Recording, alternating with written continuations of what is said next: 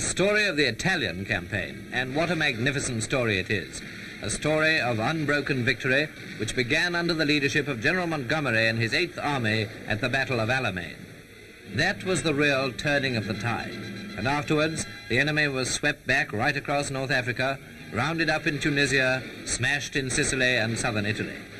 From Alamein to Italy, that's an epic already recorded in full. And in the Battle of Italy, certain episodes have already claimed their own chapters, like the Battle of Salerno, for instance.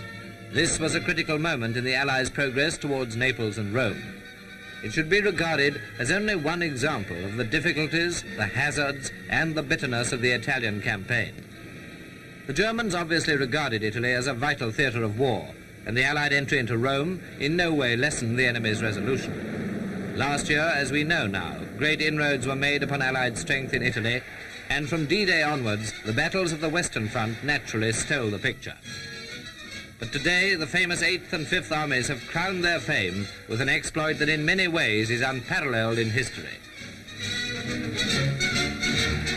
Latest pictures show the Allied entry into Bologna, where they received the sort of welcome that is nowadays accorded everywhere when people are freed from Nazi rule. The Allied armies in Italy have contained many elements besides American and British.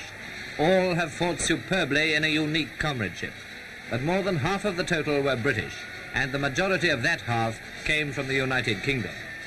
Now the glory of the great victory is shared by them all, whatever their nationality, and by their leaders.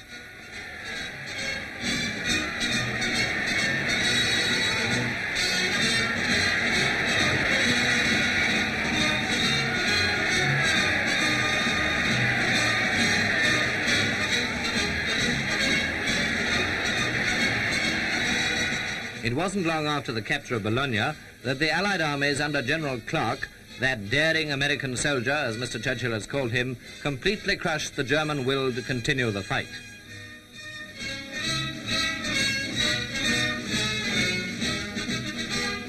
The Supreme Commander, Field Marshal Alexander, has proved beyond all doubt one of the greatest military leaders of this war.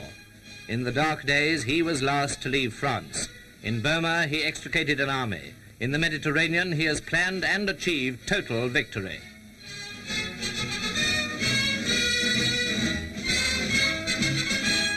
Prisoners were already being taken in their tens of thousands when the Hun surrendered unconditionally, a surrender involving nearly 1 million German soldiers.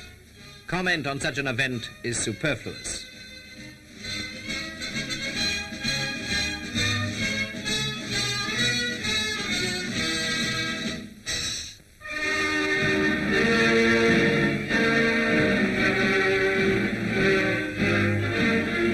In the royal palace at Caserta, the German delegates, a colonel and a major, came in to sign the surrender wearing mufti.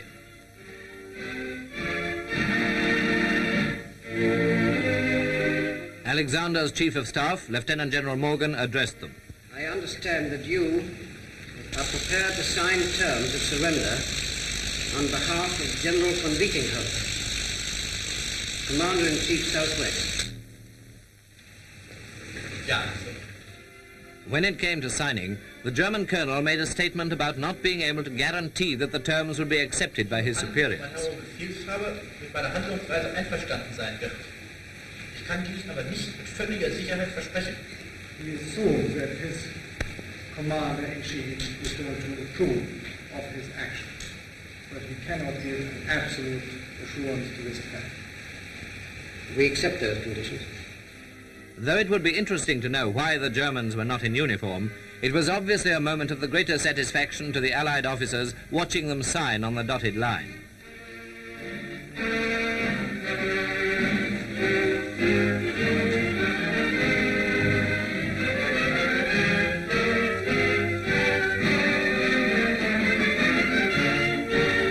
After General Morgan had added his signature to the historic documents, the Germans were given 3 copies, one of them in their own language, and the brief proceedings were politely but firmly brought to an end by the General.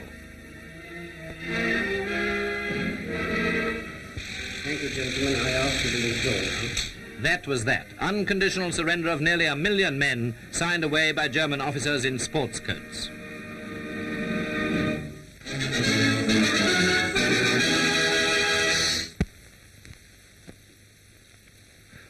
It's good to be back, Joan.